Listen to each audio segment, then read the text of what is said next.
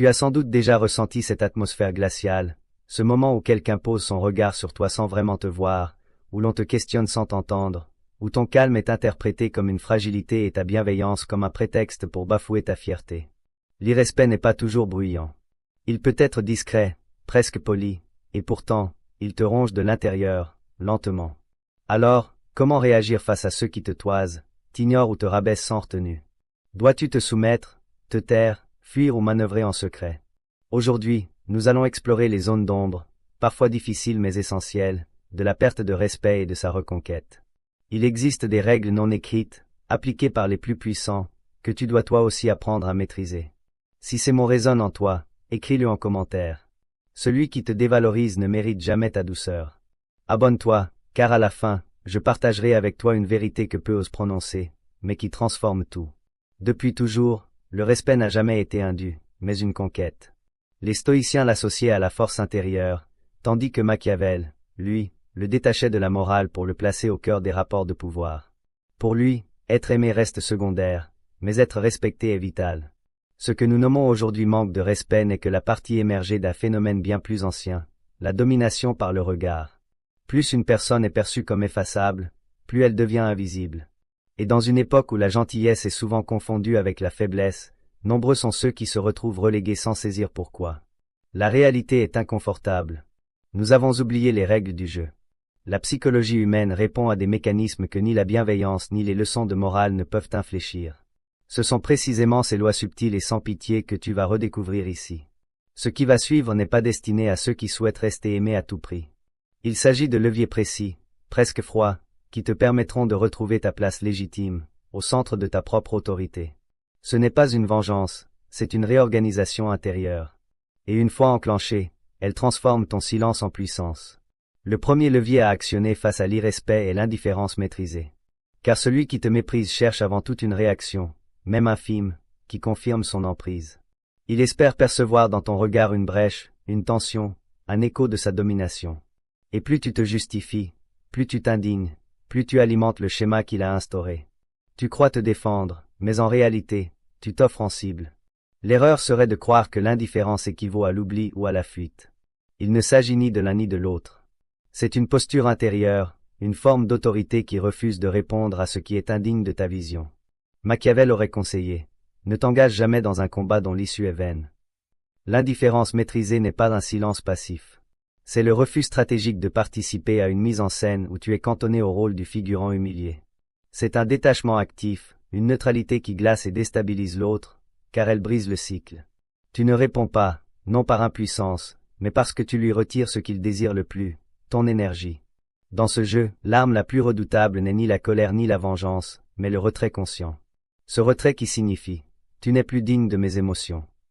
Et à cet instant, quelque chose change. Celui qui t'ignorait commence à douter de sa supériorité. Il cherche une faille dans ton mutisme, mais ne rencontre qu'une paroi. Une paroi qui ne frappe pas, mais qui résiste. L'indifférence maîtrisée marque le début de la reconquête, car elle retire à l'autre le pouvoir de te définir.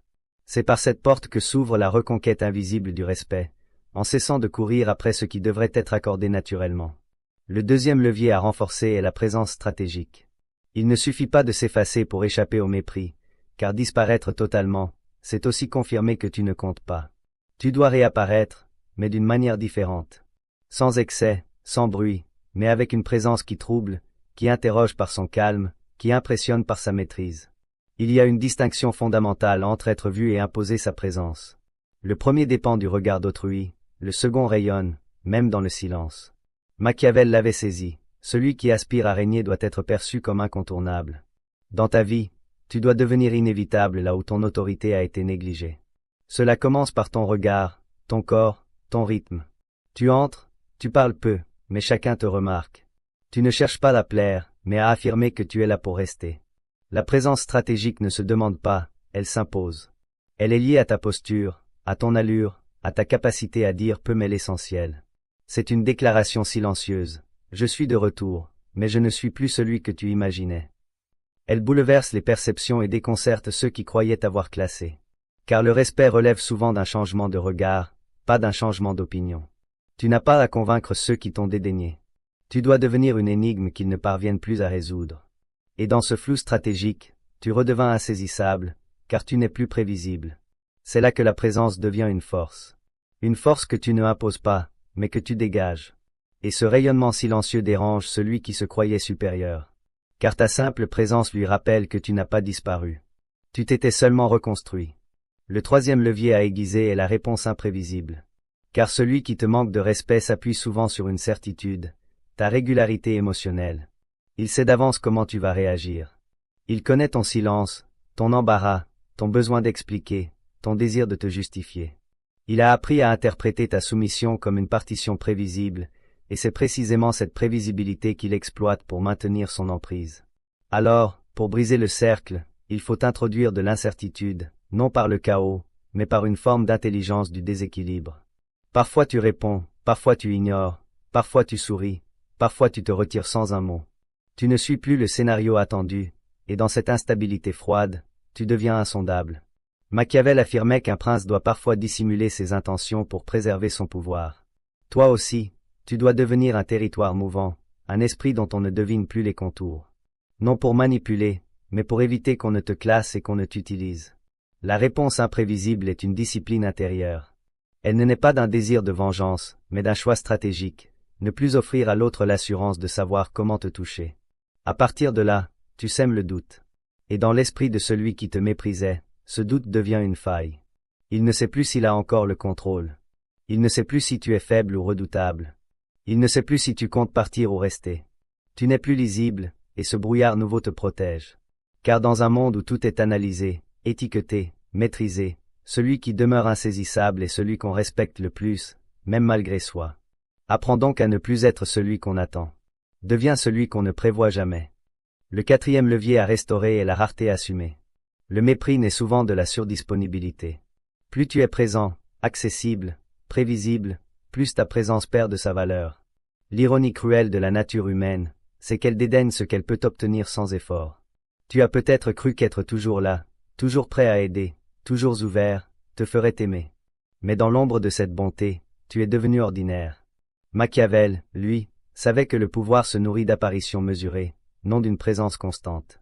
Le prince ne se montre pas chaque jour, il se fait désirer, et dans ce vide qu'il laisse, naît l'attente. Toi aussi, tu dois apprendre à te retirer, non par orgueil, mais par stratégie. Tu ne romps pas les liens, tu les rends moins accessibles. Tu réponds moins vite. Tu dis non sans te justifier. Tu t'absentes sans t'expliquer. Tu n'es plus présent à chaque appel, et ceux qui te tenaient pour acquis commencent à s'interroger. Ils découvrent le poids de ton absence, la valeur de ton silence. Tu redeviens un choix, et non une option. Cette rareté est une reconstruction identitaire. Elle oblige l'autre à réévaluer ton importance, et toi, intérieurement, tu te redresses, car tu cesses d'être l'ombre des autres pour redevenir ton propre axe.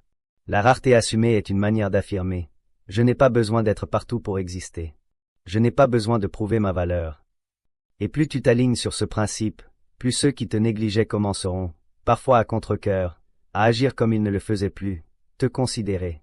Ce levier ne génère pas de conflit, il crée du vide, mais un vide stratégique, un vide qui incite à la réflexion.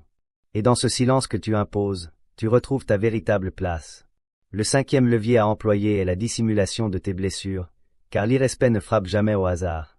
Il vise l'endroit où tu saignes encore. Il repère ce que tu caches mal, ce que tu offres trop facilement, ce que tu ressens trop intensément. Et si tu laisses transparaître ta souffrance, même subtilement, elle devient un levier entre les mains de ceux qui cherchent à t'amoindrir. Machiavel l'avait pressenti. Celui qui gouverne ne doit jamais exposer ses faiblesses, même aux plus proches. Ce n'est pas une incitation à l'hypocrisie, mais une nécessité de survie. Car la pitié est une monnaie instable. Parfois, elle apaise, mais souvent, elle humilie. Alors, au lieu de parler de ta douleur, transforme-la, intègre-la dans ton regard, dans ta force silencieuse, dans ta manière de ne plus plier. Tu ne nies pas ce que tu ressens. Tu le rends indéchiffrable. Et dans ce silence nouveau, tu deviens opaque. L'autre ne sait plus ce qui t'atteint, ce qui te bouleverse, ce qui t'anéantit. Il ne peut plus appuyer là où ça fait mal, car tu ne lui donnes plus la carte de ton territoire intérieur. C'est une discipline exigeante. Elle demande de cesser de chercher du réconfort chez ceux qui t'ont déjà blessé. Elle exige de redevenir ton propre refuge, ton propre remède. Et quand tu parles, ce n'est plus pour mendier de l'attention ou une réparation, mais pour imposer un rythme. car celui qui sait dissimuler ses blessures finit par rayonner une forme d'invulnérabilité. Et cette invulnérabilité n'est pas un mensonge. C'est la trace d'un être qui a traversé l'effondrement, mais qui a choisi de ne plus s'exposer au feu. À partir de maintenant, n'offre plus ton cœur à ceux qui n'ont pas les mains propres. Protège-toi dans le silence, et tu verras. Même ceux qui t'ignoraient apprendront à marcher plus doucement autour de toi. Et toi, quel est ce point faible que les autres devinent trop facilement? Oseras-tu le nommer en commentaire, ou préfères-tu le reprendre en main dans le silence? Le 6e levier à établir est la réciprocité froide. C'est une règle que l'on oublie trop souvent. Si tu donnes plus que ce que tu reçois, tu crées un déséquilibre, et dans ce déséquilibre, tu creuses ta propre chute. Car celui qui reçoit sans effort finit par croire que c'est normal, et bientôt, il te méprise. Non par cruauté, mais parce que tu lui as appris que ton attention, ta présence, ton pardon n'avaient pas besoin d'être mérités. Alors, il teste, il pousse, il transgresse, jusqu'à ce que tu ne sois plus qu'un écho d'humilité vide. La réciprocité froide, c'est l'art de ne donner qu'à la mesure de ce que tu reçois. Non par vengeance, mais par équité. C'est refuser d'aimer ceux qui t'utilisent. Refuser de consacrer ton énergie à ceux qui n'en font rien. Machiavel aurait conseillé, ne sois ni trop cruel, ni trop généreux. Sois utile à ceux qui le méritent. Et ce mérite, tu dois désormais l'exiger. Tu es poli avec ceux qui sont polis. Tu offres ta loyauté à ceux qui savent la protéger. Tu donnes ton temps à ceux qui savent en faire quelque chose. Et face à ceux qui te manquent de respect, tu retires l'accès, froidement, sans drame, sans long discours. Ce n'est pas une rupture émotionnelle, c'est une règle claire. Tu reçois ce que tu donnes, ni plus ni moins, et tu imposes cette règle sans violence, mais sans compromis. La réciprocité froide reconstruit ton territoire intérieur. Elle signale que ton monde n'est pas un libre service, que ton pardon a un prix, que ton affection a une exigence. Et plus tu l'appliques, plus les autres s'alignent. Car l'être humain, face à des limites, se réajuste. Mais face à une générosité sans borne, il s'enhardit. Pose ta règle, et tiens-la. Le 7e levier à intégrer est la reconquête par la maîtrise. Il ne s'agit plus de chercher à changer l'autre, à le convaincre de te respecter, à le faire réfléchir sur sa cruauté ou son injustice. Il s'agit de quitter le terrain émotionnel où tu te bats depuis trop longtemps. Là où tu voulais être compris, il faut désormais être inatteignable. Car la véritable victoire face à l'irrespect ne réside pas dans la réparation de ce qui a été brisé, mais dans l'élévation de ce que tu es devenu. Machiavel aurait souri ici, car il savait que l'homme qui se maîtrise devient plus redoutable que celui qui frappe.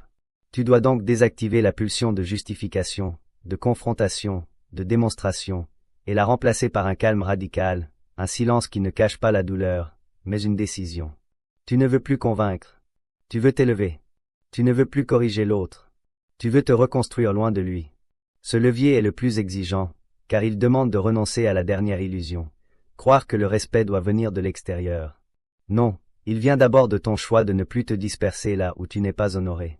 Et c'est cette maîtrise sobre, froide, sereine, qui transforme ta posture.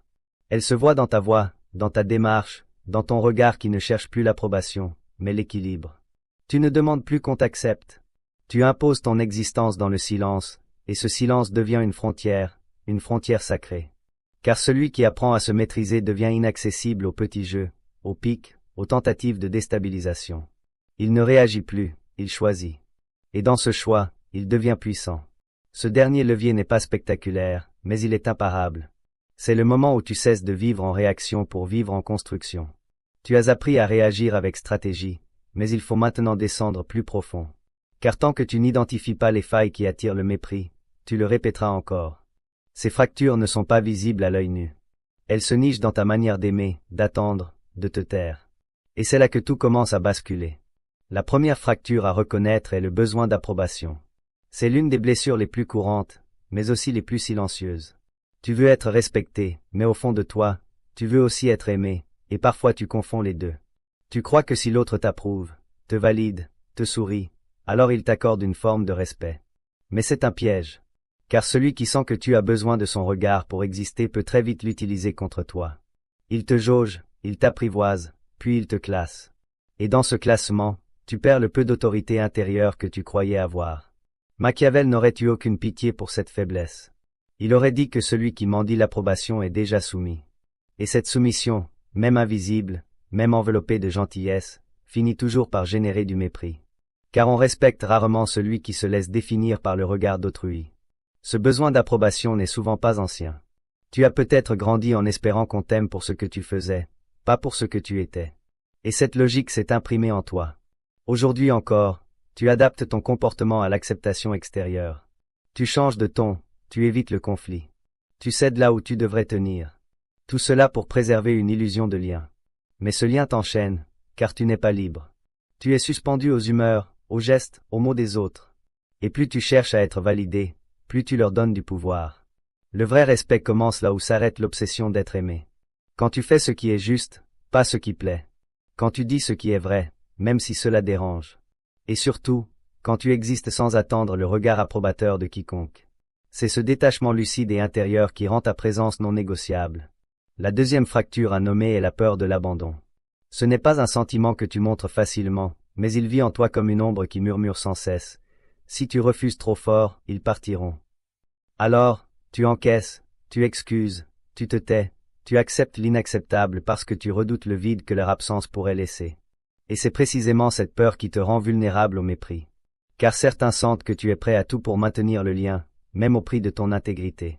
Et au lieu de t'honorer pour ta fidélité, ils en profitent. Machiavel aurait affirmé, l'homme qui craint de perdre un allié est prêt à trahir sa propre couronne. C'est exactement ce que tu fais chaque fois que tu restes là où l'on t'abîme, simplement pour ne pas être seul. Cette peur a peut-être pris racine dans ton enfance, dans ces moments où tu devais mériter la présence de l'autre, ou peut-être dans une rupture, une trahison, une disparition brutale. Peu importe. Ce qui compte aujourd'hui, c'est que cette peur conditionne encore ton comportement. Elle transforme chaque désaccord en menace, chaque tension en panique intérieure. Tu surréagis ou tu t'écrases. Tu donnes trop vite, juste pour que l'autre reste. Mais à force de céder, tu perds l'essentiel, le respect de toi-même. Et quand tu te trahis pour que l'autre t'aime, tu ne peux plus exiger qu'il te respecte. Il faut apprendre à affronter les vides, à dire non et laisser partir, à supporter cette absence qui brûle mais qui nettoie. Car parfois, la solitude est la seule voie vers la souveraineté, et c'est dans ce désert-là que renaît ta vraie force. Celui qui n'a plus peur d'être seul devient redoutable, car il ne marchande plus sa dignité contre un peu de compagnie. La troisième fracture à affronter est la confusion entre amour et validation. C'est une erreur sourde, subtile, mais destructrice. Tu cherches peut-être l'amour, mais ce que tu réclames en silence, c'est une confirmation de ta valeur. Et cette quête fausse tout. Elle t'amène à tolérer l'injustice sous prétexte d'attachement, à accepter des paroles dures comme des marques d'attention, à interpréter des silences comme des épreuves à surmonter pour être enfin reconnu. Mais ce n'est pas de l'amour, c'est un marché intérieur. Je supporte tout, à condition que tu me fasses croire que je compte.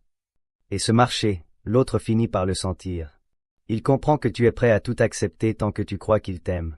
Machiavel aurait parlé ici d'un cœur faible déguisé en loyauté.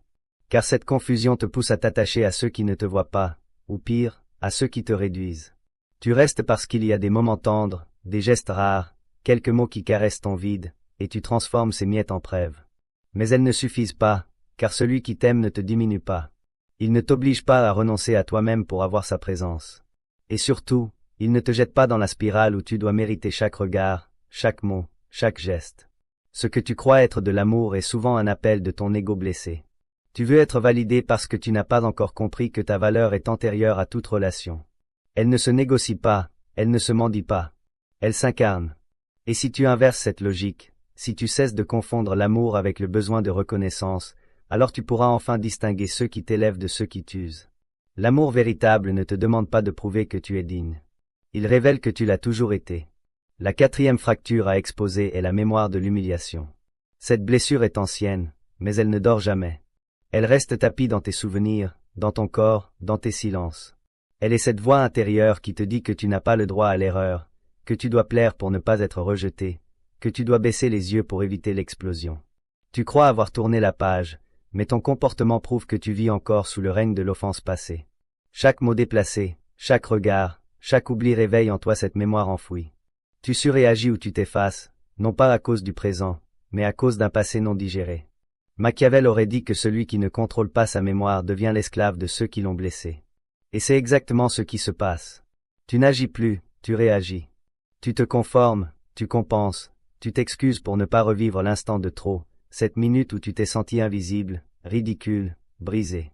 Mais en agissant ainsi, tu offres encore aux autres le pouvoir de t'écraser. Car tu portes sur ton front cette peur d'être humilié de nouveau, et les esprits dominateurs savent la repérer. Ce n'est qu'en mettant cette mémoire à nu que tu pourras l'exorciser, non pas pour pleurer à nouveau, mais pour reprendre possession de ton histoire. Tu ne peux pas effacer ce qui a été vécu, mais tu peux décider de ne plus en faire le filtre de ton présent. Celui qui t'a blessé ne mérite plus d'habiter ton langage, ta posture, ta stratégie. Il faut reprendre les rênes, reprogrammer ton esprit pour qu'il ne tremble plus devant le mépris, mais qu'il se dresse avec la conscience froide de celui qui a survécu. Car celui qui guérit de l'humiliation devient un jour inatteignable. La 5e fracture à mettre en lumière est la haine de soi masquée. C'est la plus insidieuse de toutes, car elle ne se manifeste pas par des cris, mais par des choix. Des choix que tu fais contre toi-même, des personnes que tu laisses te rabaisser, des gestes que tu ne poses pas pour te protéger, des silences que tu t'imposes alors que tu devrais parler. Tu dis que tu es loyal, que tu es patient, que tu comprends, mais en réalité, tu te laisses faire, tu te sacrifies pour ne pas avoir à affronter l'idée que tu ne vaux peut-être pas plus. Car au fond, quelque part, tu t'es convaincu que c'est ce que tu mérites. Cette voix, tu ne l'as pas inventée.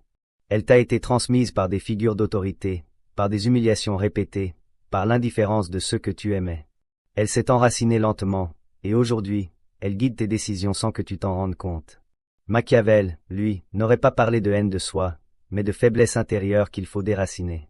Car tant que tu acceptes l'inacceptable, tu n'es pas libre. Et si tu continues à appeler bonté ce qui est en réalité résignation, tu vas t'effondrer. Ce n'est pas de l'humilité que de se laisser traiter comme un déchet. Ce n'est pas de la maturité que de toujours comprendre ceux qui te maltraitent. C'est un abandon de toi. Tu es en guerre contre une part de ton être, et cette guerre, tu la perds à chaque fois que tu pardonnes trop vite, que tu souris alors que tu saignes, que tu restes alors que tu devrais partir. Il faut cesser d'excuser ceux qui t'écrasent. Il faut cesser de penser que ta douleur est normale. Elle ne l'est pas. Et tant que tu ne reconnaîtras pas cette haine sourde que tu portes envers toi-même, tu continueras d'attirer ceux qui viennent la confirmer.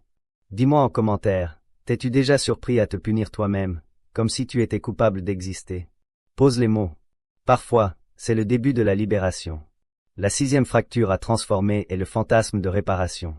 Tu continues à espérer en silence que ceux qui t'ont manqué de respect finiront par comprendre, qu'ils reviendront un jour, qu'ils ouvriront les yeux, qu'ils s'excuseront. Tu ne dis rien, mais tu attends. Tu agis comme si de rien n'était, mais au fond de toi, tu rêves d'un retournement, d'un moment où l'autre prendra conscience du mal qu'il t'a fait et cherchera à réparer. Cette attente invisible t'enchaîne, car elle te maintient dans le lien. Elle te pousse à rester disponible, poli, discret, voire affectueux avec ceux qui t'ont blessé, simplement pour ne pas fermer la porte à cette hypothétique rédemption. Machiavel t'aurait dit, celui qui espère la conscience de ses ennemis oublie que le pouvoir corrompt le regard. Et c'est vrai. La majorité de ceux qui t'ont blessé ne te voient même pas. Ils n'ont pas ton sens de la mémoire, ni ta profondeur de perception. Ils ont agi par automatisme, par supériorité perçue, par intérêt pur. Et tu continues à attendre d'eux une lucidité qu'ils n'ont jamais développée. Ce fantasme de réparation est noble, mais il est toxique. Il t'empêche de tourner la page. Il t'empêche de guérir.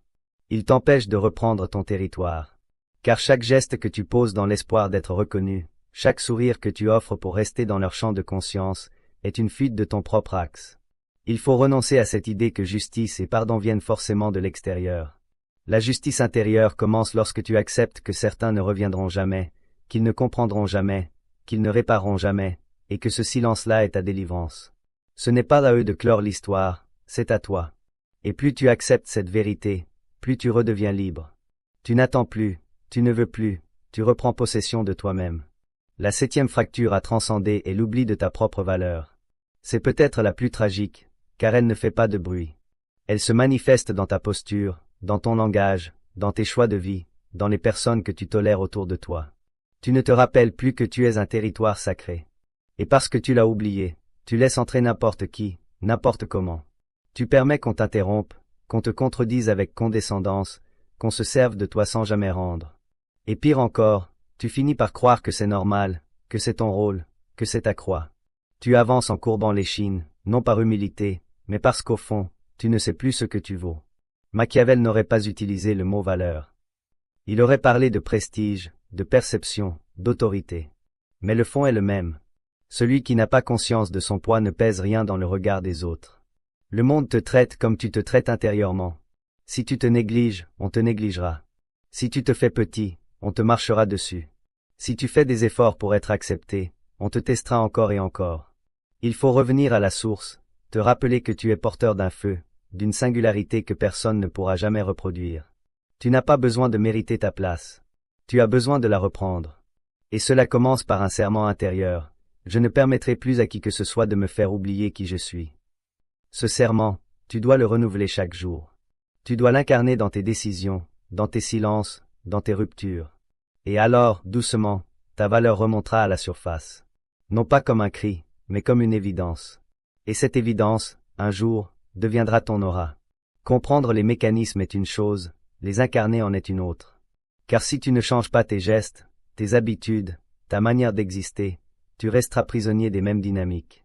Ce que tu vas découvrir ici n'est pas un guide de survie, mais une méthode de reconquête. Une technique simple, mais exigeante, pour que l'irrespect ne trouve plus jamais de place en toi. La première technique à expérimenter est le retrait contrôlé. C'est un art que peu maîtrisent, car il demande de se détacher sans colère, sans cri, sans explication. Il ne s'agit pas de fuir, mais de reprendre possession de ton espace vital. Tu ne disparais pas pour blesser, tu te retires pour respirer. Machiavel aurait dit qu'un prince ne se bat pas sur un terrain qu'il n'a pas choisi. Toi aussi, tu dois cesser de répondre aux provocations, de rester là où tu es ignoré, de t'investir dans des liens où ta valeur est négligée.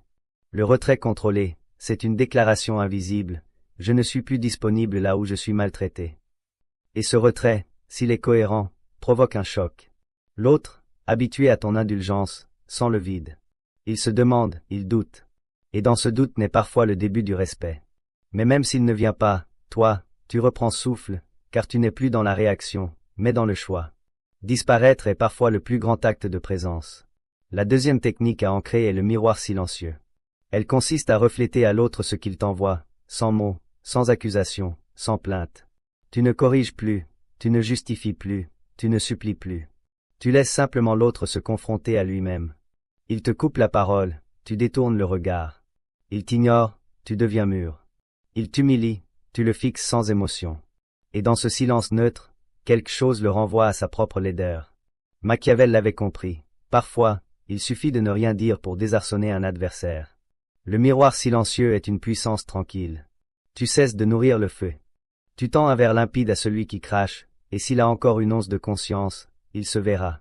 C'est une stratégie froide, mais elle t'évite les guerres inutiles. Car l'être humain, face à son propre reflet, est souvent plus mal à l'aise que face à n'importe quelle insulte. La troisième technique à pratiquer est la réécriture identitaire. Tant que tu te vois comme petit, comme faible, comme inférieur, tu attireras ceux qui viendront confirmer cette perception. Tu dois donc changer ton image intérieure. Cela commence par les mots que tu utilises sur toi, par la manière dont tu te tiens, dont tu entres dans une pièce, dont tu réponds à ceux qui te testent. Tu ne peux plus penser comme une victime et espérer qu'on te respecte comme un roi. Machiavel aurait dit que l'autorité commence par l'illusion que l'on projette. Toi, ce n'est pas une illusion que tu dois projeter, mais une vérité oubliée, celle de ta dignité intrinsèque. Tu dois te rééduquer, t'écrire chaque matin que tu ne toléreras plus l'humiliation, que tu ne ramasseras plus les miettes, que tu ne t'excuseras plus d'être ce que tu es. Et à force, ce discours deviendra posture. Cette posture deviendra aura, et cette aura imposera le respect sans avoir besoin de l'exiger. La quatrième technique à instaurer est la rupture sans explication. Il y a des relations, des liens, des situations où parler est inutile. Tu as déjà tout dit, tu as répété, tu as justifié, tu as espéré, mais rien n'a changé. Et pourtant, tu restes, parce que tu veux partir proprement, en paix, avec une dernière discussion, une dernière chance. C'est noble, mais c'est souvent vain. Machiavel aurait tranché. Ce qui ne change pas après 3 signes clairs ne changera jamais. Tu dois apprendre à partir sans bruit, sans drame, sans lettre d'adieu. Couper, nettoyer, recommencer. Ceux qui te respectent comprendront sans mots. Ceux qui te méprisent n'auraient jamais compris, même avec des explications. Alors, cesse d'expliquer à ceux qui n'écoutent pas. Cesse de donner des clés à ceux qui les jettent. Ferme la porte, et marche. La cinquième technique à ritualiser est la consolidation du silence. Le silence n'est pas un vide. C'est un territoire, un sanctuaire, un langage que seuls les esprits élevés savent parler. Tu dois apprendre à ne plus combler chaque silence par des justifications, des excuses, des rires nerveux, des gestes qui cherchent l'approbation. Le silence bien tenu est une puissance brute. Il impose le respect plus que 1000 mots. Machiavel aurait dit qu'un roi se mesure à sa capacité de ne rien dire quand tout le monde parle. Toi aussi, tu dois cultiver cette retenue. Ne pas réagir trop vite, ne pas te livrer trop tôt, ne pas intervenir pour te faire aimer. Le silence devient ta ceinture intérieure. Il t'empêche de tomber dans la réaction. Il te garde dans l'axe, et ceux qui t'entourent lentement réapprennent à écouter. Car le respect naît aussi du mystère. La 6e technique à affiner est l'économie émotionnelle. Chaque jour, tu perds une quantité immense d'énergie à répondre, à ruminer, à essayer de comprendre pourquoi un tel t'a regardé de travers, pourquoi un tel t'a ignoré, pourquoi tel autre a changé d'attitude. Cette dépense est une hémorragie, et tu ne t'en rends pas compte. Machiavel aurait conseillé, celui qui veut gouverner ne doit pas se perdre dans les détails. Tu dois choisir où tu places ton attention. Tu dois gérer ton énergie comme une monnaie sacrée. Ne la gaspille pas pour des gens qui ne t'écoutent pas. Ne t'épuise pas à analyser l'attitude de ceux qui n'ont même pas pris la peine de te voir. L'économie émotionnelle, c'est savoir dire, ce sujet ne mérite pas ma fatigue. Et revenir à toi, à tes projets, à ton silence, à ta paix. Tu dois devenir avare de ta lumière, et ne la déverser que là où elle éclaire vraiment. La 7e technique à incarner est la stratégie du contraste. Elle consiste à te transformer si radicalement que ceux qui t'ont connu faible, docile, disponible ne te reconnaissent plus. Ce n'est pas une vengeance, c'est une mue. Tu changes de posture, de ton, d'ambition. Tu prends soin de ton corps. Tu redresses ta voix. Tu imposes ton rythme, et tu le fais sans jamais parler de ton passé. Tu n'argumentes pas. Tu incarnes. Machiavel aurait souri. Celui qui transforme sa réalité sans prévenir désarme tous ses adversaires. Et toi, tu dois créer ce contraste. Car le cerveau humain respecte ce qui le surprend, ce qui défie son souvenir, ce qui force une mise à jour. Tu veux qu'on te respecte? Deviens une nouvelle version de toi que personne ne pourra ignorer. Pas parce qu'elle crie, mais parce qu'elle règne. Tu as croisé les visages du mépris. Tu les as rencontrés dans des regards fuyants, dans des remarques déguisées, dans des silences qui pesaient plus que 1000 mots. Tu as voulu comprendre, tu as pardonné, tu as espéré. Et souvent, tu t'es dit que ça passerait, que ce n'était pas si grave, que tu n'allais pas faire d'histoire pour si peu. Mais ce si peu, répété, cumulé, ignoré, est devenu une fissure profonde dans ta dignité. Ce que tu as toléré en silence a redéfini ton image aux yeux des autres, mais surtout à tes propres yeux. Et maintenant, tu le sais, le respect n'est pas une fleur qui pousse naturellement. C'est un territoire qu'on entretient, qu'on protège, qu'on délimite. Et chaque fois que tu fermes les yeux sur une parole blessante, un geste humiliant, une présence toxique, tu participes à l'effondrement de ce territoire. Pas parce que tu es faible, mais parce que tu n'as pas encore appris à te placer au centre de ta propre autorité. Mais aujourd'hui, quelque chose a changé. Car en écoutant jusqu'ici, tu as traversé plus qu'un simple discours. Tu as exploré les racines invisibles de ton comportement, les mécanismes de survie qui t'ont trahi, les illusions que tu as nourries, les absences que tu as confondues avec de l'amour. Tu as vu que l'irrespect est un miroir. Il reflète non seulement l'autre, mais aussi la place que tu acceptes d'occuper. Et si cette place ne te convient plus, alors il est temps d'en sortir. Pas avec fracas, mais avec lucidité. Pas dans la revanche, mais dans la maîtrise. Pas pour prouver quoi que ce soit à qui que ce soit, mais pour te rappeler une fois pour toutes que ta valeur ne se discute pas. Elle s'impose par ta posture, par ta discipline, par ta constance, par ce que tu ne tolères plus. Machiavel t'aurait dit que le pouvoir commence par soi-même, que le monde obéit aux signes, aux symboles, aux gestes. Et toi, tu es ce symbole. Ton silence, ton départ, ton regard qui ne supplie plus, ta voix qui ne tremble plus, tes gestes qui ne mendient plus. Ce sont ces choses invisibles qui redessinent ton royaume. Tu n'as pas besoin de déclarer que tu as changé. Tu n'as pas besoin d'annoncer que tu ne toléreras plus l'irrespect. Tu n'as qu'à cesser de l'autoriser, et le monde s'adaptera ou s'effondrera autour de toi. Mais toi, tu resteras debout. Alors, voici ma dernière question pour toi. Vas-tu continuer à vivre comme un invité dans ta propre vie, ou vas-tu enfin en redevenir le souverain? Car il ne suffit pas de savoir, il faut choisir. Et choisir, c'est couper, c'est établir, c'est incarner, c'est se taire quand il faut et parler quand c'est juste. C'est dire non sans haine. C'est partir sans regret. C'est apparaître sans justification. Et surtout, c'est ne plus jamais revenir là où ton nom a été prononcé sans honneur. Si ce message t'a réveillé, partage-le. Abonne-toi à notre chaîne pour des prochaines révélations. Pas pour moi, mais pour ceux qui, comme toi, ont été dévorés par le doute, par l'attente, par le silence. Pour ceux qui pensent encore que le respect se gagne par la bonté seule, rappelle-leur que le respect se construit, se défend, se protège, et que Machiavel n'était pas cruel. Il était lucide, comme tu dois l'être désormais.